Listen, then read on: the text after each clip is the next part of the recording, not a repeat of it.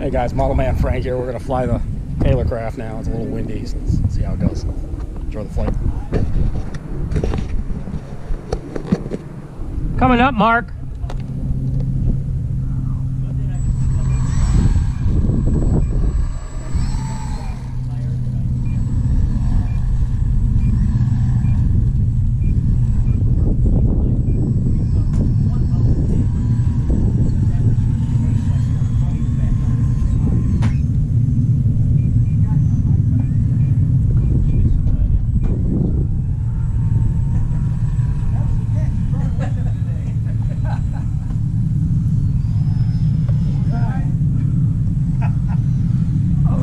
Oh shit.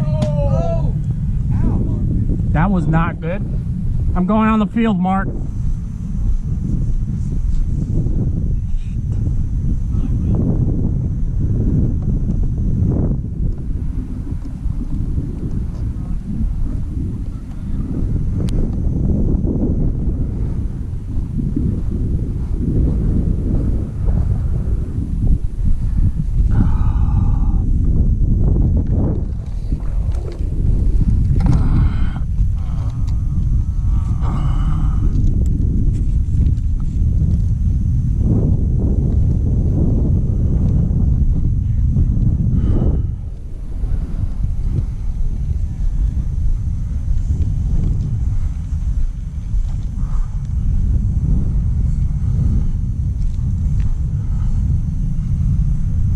Watch out, Mark, it's windy.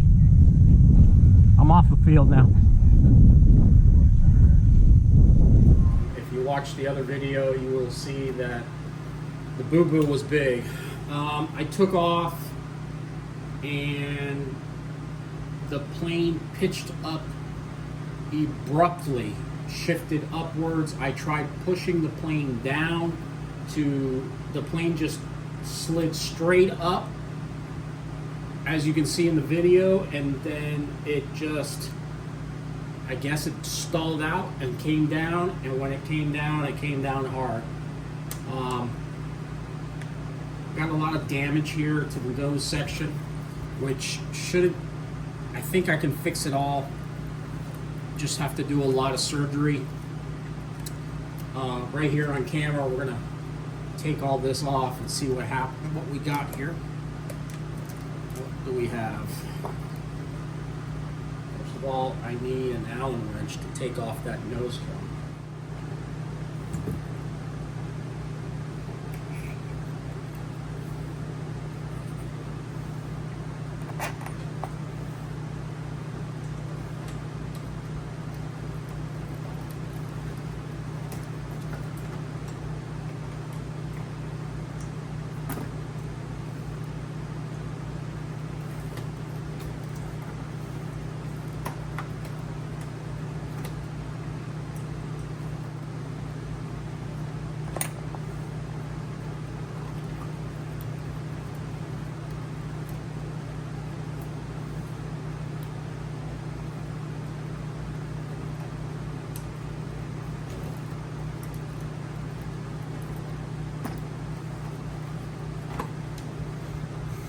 We're going to have to take these screws off now.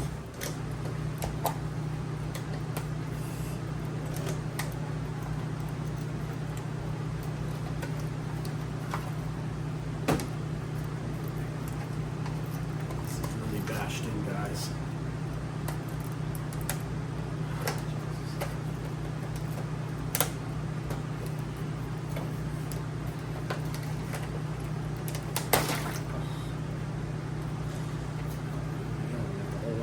Whole thing off. Motor.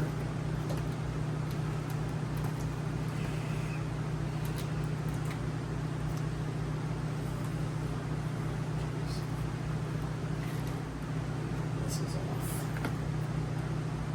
I think I can fix this. This just needs to be sanded, filled in with fiberglass, and this needs to be touched up. Stick that over here.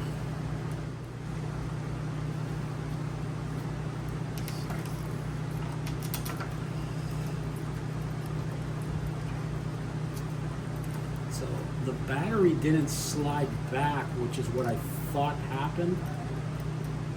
What really happened was that the wind took it and tilted it on its tail and just made it climb for no real reason at all.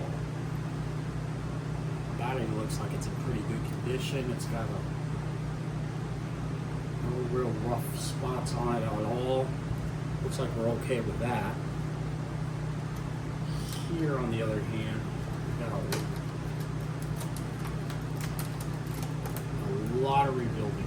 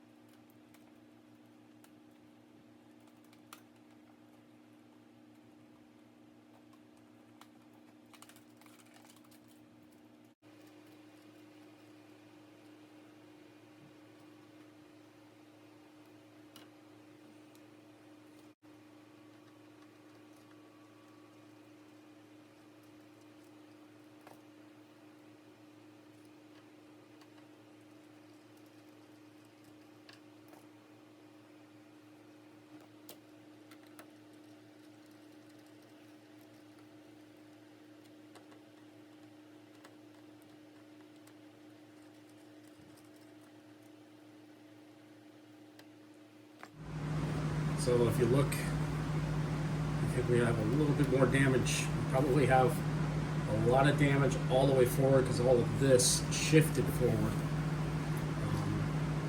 when the aircraft hit the ground. The aircraft literally was in this attitude when she hit the ground. And she hit so hard that it pushed all of this up and just shifted the wing. That's why the wing got a tarp cut into the wing here, and this shifted. So this one's going to be a meticulous rebuild, but I think I can rebuild her and probably make it a little bit better too. So I'll show you guys the entire process as I'm rebuilding it.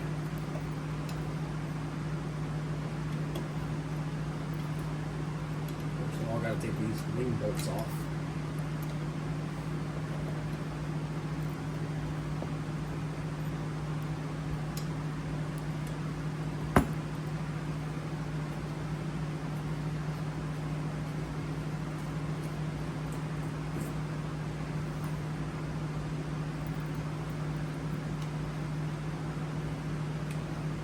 My big mistake was taking off with the wind coming from the south. I should never have taken off with the wind coming from the south because it was coming through the clubhouse. I mean, through the awning at our club, and it was creating probably a lot of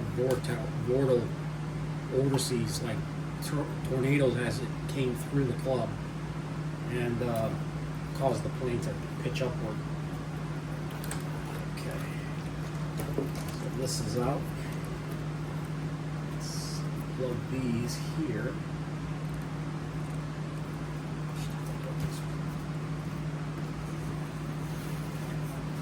Plug this from here. That on the wing. It is a little flexed, but I'll check everything out. But I think the wing looks okay. I just wonder what this is, why this ripped here. It looks like maybe, oh, yep, that's what it is, a rib here, cracked. It was actually cracked right here and also on this side. So I'll have to fix that. But for right now, I'll have to put it over to the side. All right, guys, so I didn't want to bore you guys with all the gluing here and pulling this out and all that sort of stuff. So what I found out, I have been able to pull the aircraft out, pull this whole structure out a little bit. Pull this out of the way. I have noticed that the plane has been in a previous accident before.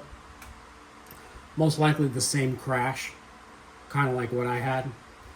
The only thing that I have noticed is that this area here is all reinforced balsa. So what I'm going to do is I'm going to even reinforce it more. I'm going to actually fill in these holes with balsa.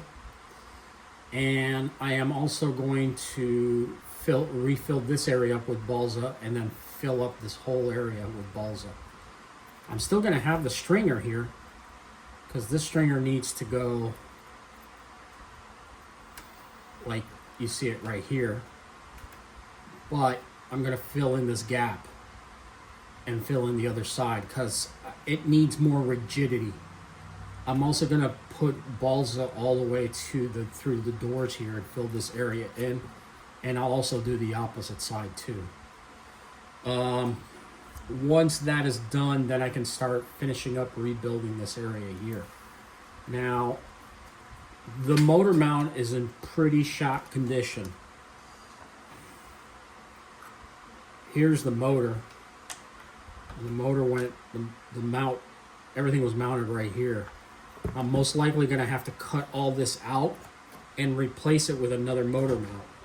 Now, I have motor mounts, and I think I could probably get away with taking another motor mount and splicing it on here. Maybe cutting this one in half and placing it here, and then actually grafting this motor onto here by bolting it on. I think the same bolt structure will be used perfectly, but that will be the new motor mount.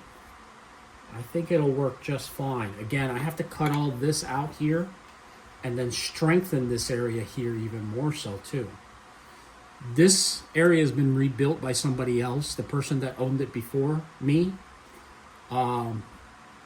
Looks like they glued it up here and used SIG cement to put it back together. So I think that will work very well. And yeah, so I do think I'll get this plane back up and flying. Now it won't be quickly, but it will be soon. Hopefully by September I can have her back up in the air. I don't want to go too fast. I still have my other project that I'm working on, which is the BT9 House of Balsa kit / T6, and other projects that I'm working on, but we'll be working on that on this plane to get her up. And I still have to work on the air coupe. If you all don't understand the air coupe, I'm still having issues trying to get it even off the ground. So yeah, this plane will fly again for sure. All right, guys, stay tuned. A lot more coming on this plane and on the others. So we'll catch you on the next one. Model Man Frank out, guys. Have a good one.